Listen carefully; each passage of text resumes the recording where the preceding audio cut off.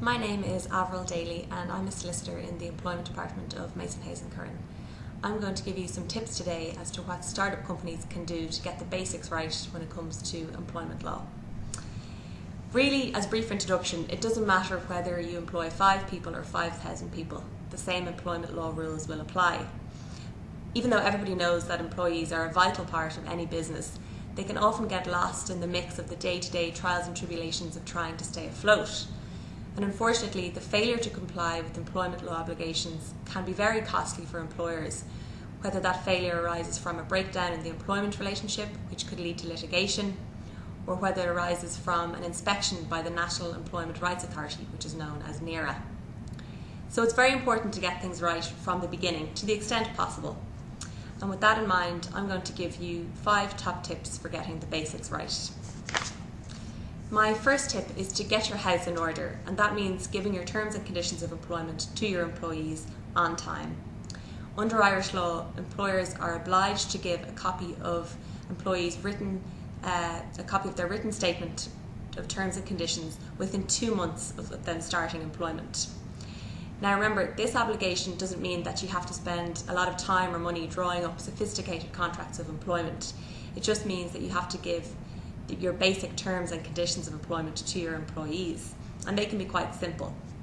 So on a very basic level, these statements have to include the full names and address of the employer and the employee, the place of work, details of the job, the start date, details of the employee's pay, when and how it will be paid, details of hours of work including rest breaks and overtime, terms or conditions relating to sickness absence or sick pay, if any, pension details, a reference to any union agreements that are in place, and the period of notice which an employee is required to give or entitled to receive on termination of employment.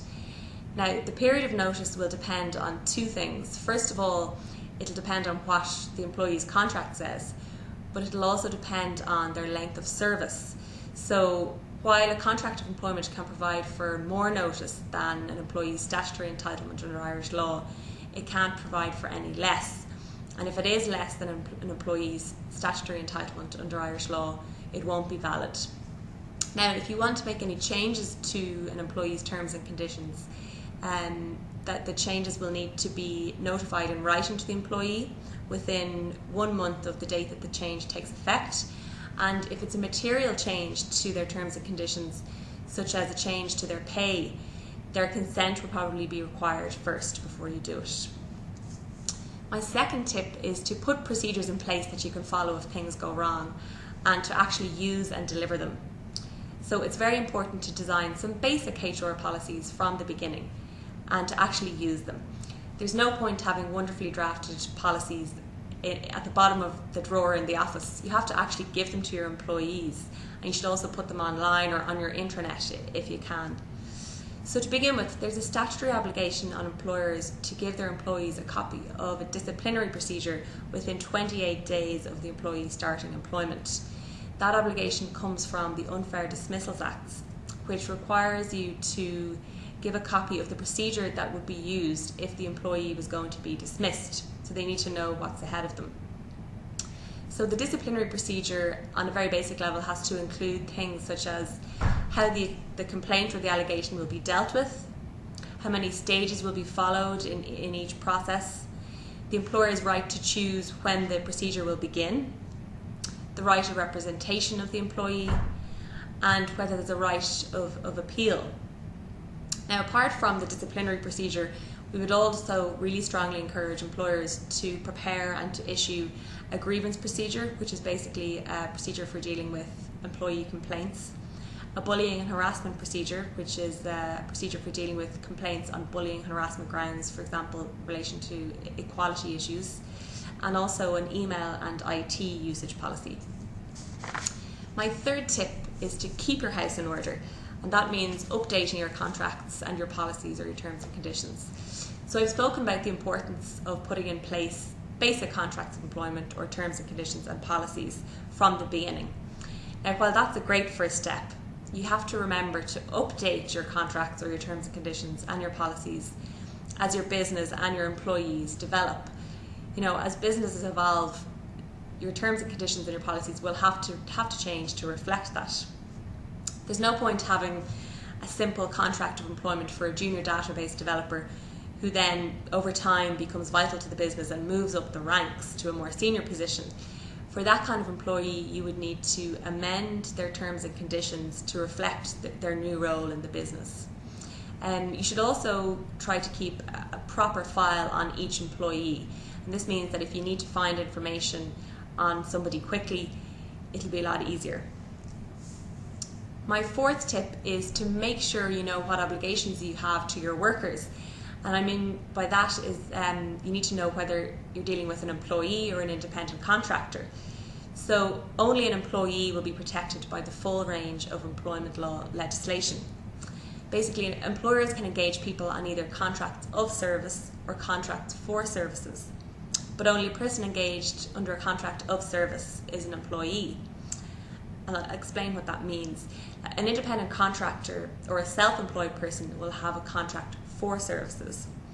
And the type of contract that someone has can have very serious implications for both the employee and the employer when it comes to things like taxation, employment protection legislation and social welfare. Now, unfortunately, it's often not clear whether someone is an employee or an independent contractor, and the Irish courts have tried to come up with tests to try to determine that question. But what is clear is that it's not important what label you put on somebody. So if somebody looks like an employee, walks like an employee, talks like an employee, they are most likely an employee. It doesn't matter that you simply call them an independent contractor.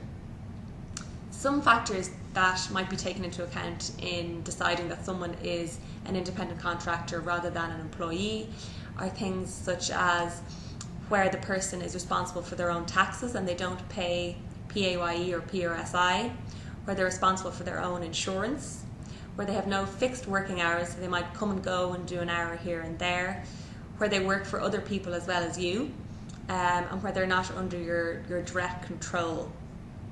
Just to note as well that part-time employees can't be treated any less favourably than full-time employees, and so the full range of employment protection legislation will apply to part-time employees in the same way that it applies to full-time employees.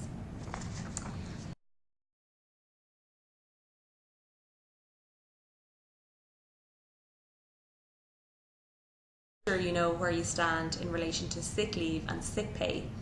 People are often surprised to learn that there's no right in Ireland to be paid while on sick leave. So where a contract of employment doesn't provide for sick pay, where an employee is out on sick leave, they're not entitled to be paid while they're ill. An employee obviously could get social welfare benefits, but that's a separate issue. Now, employers do often agree to pay a certain amount of sick pay, whether that's for a couple of days or a couple of months, but there's no actual obligation on an employer to pay anything. Now, there is an obligation on an employer to include details of their sick pay scheme or their sick leave scheme in their terms and conditions or contract. So you need to make sure you have details of it in your terms and conditions. You should be aware as well that the entitlement to sick pay could actually be implied from custom and practice in the workplace.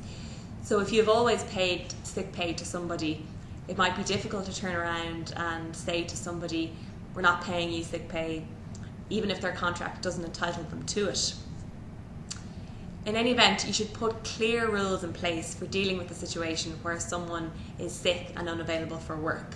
So in a situation where someone is sick and unavailable for work, they should know that they have to contact a specific person by a specific time, and you should also ask them to provide a medical certificate from their GP or their family doctor while they're out on sick leave. Now, while it's not actually required under Irish law, a lot of employers look for a medical certificate if an employee is out sick for 2 consecutive days. And we would say that the medical certificate has to be in English, it should give details of the illness, and it should state that the date that the employee is likely to come back to work. Just to note as well, in terms of holidays, you should be aware that if an employee is absent from work on sick leave, you can't reduce their annual leave to make up for their absent days. And similarly, if someone is sick while they're on annual leave, then these sick days won't be counted as annual leave days. Instead, the employee can use these days at a later date. So I hope I've given you some tips as to how you can get the basics right. If you have any questions, myself or my colleague Orla O'Leary would be happy to answer them. Thanks very much.